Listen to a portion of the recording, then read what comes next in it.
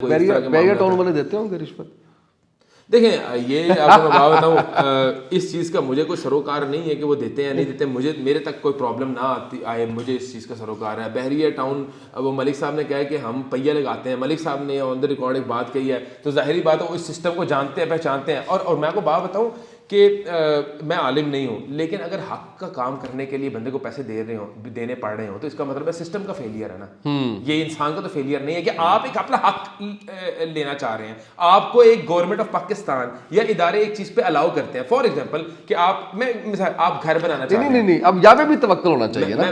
میں وہ بتا رہا ہوں نا, میں آپ کو بالکل بتا رہا ہوں, یہیں پہ آتا ہوں. میں کہتا ہوں آپ کو اجازت ہے کہ آپ گھر بنا سکتے ہیں پاکستان کے اندر, اجازت ہے نا, قانونی کوئی ایشو تو نہیں نا.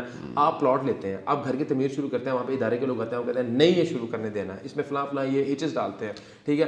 آپ اپنا کام نکلوانے کے لیے اگر وہ پیسے دے رہے ہیں تو آپ مجھے بتائیں آپ پہ گناہ ہے. اس یہاں پہ تو آپ مظلوم ہیں, آپ مظلوم ہیں, ظالم کے اوپر. میرا خیال ہے دینے والا لینے والا دونوں جہل میں. میں وہ بات تو دینا یہ بھی مجھے لگتا ہے یہ بالکل میں یہاں پہ اگر وہ توکل کے ساتھ کرے نا. میں یہاں پہ بڑا بلنٹ ہوتا ہوں. دیکھیں توکل, میں آپ کو بات بتاؤں کمپیریزن نہیں ہے. میں آپ کے اندر توکل ہے, میرے اندر اگر توکل نہیں ہے تو میں ایک سچویشن کو ایک لائن کے اوپر سب کو رکھ کے فیصلہ نہیں نہ کر سکتا.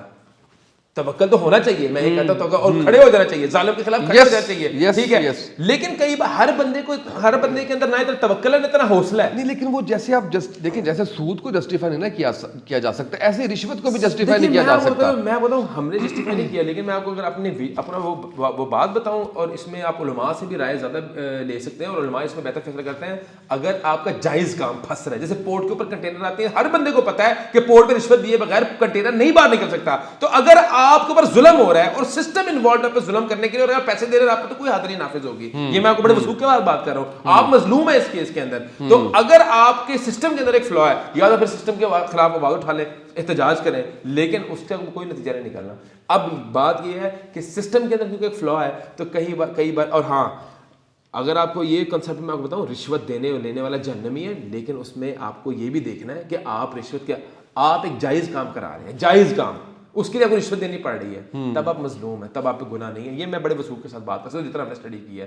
کوئی ناجائز کام کے لیے آپ خدا نہ خواستہ کوئی غلط کام کر رہے ہیں, کسی کا حق مار رہے ہیں, کوئی انلیگل کام کر رہے ہیں, اس کے لیے اگر آپ پیسے دے رہے ہیں وہ رشوت میں آتی ہے.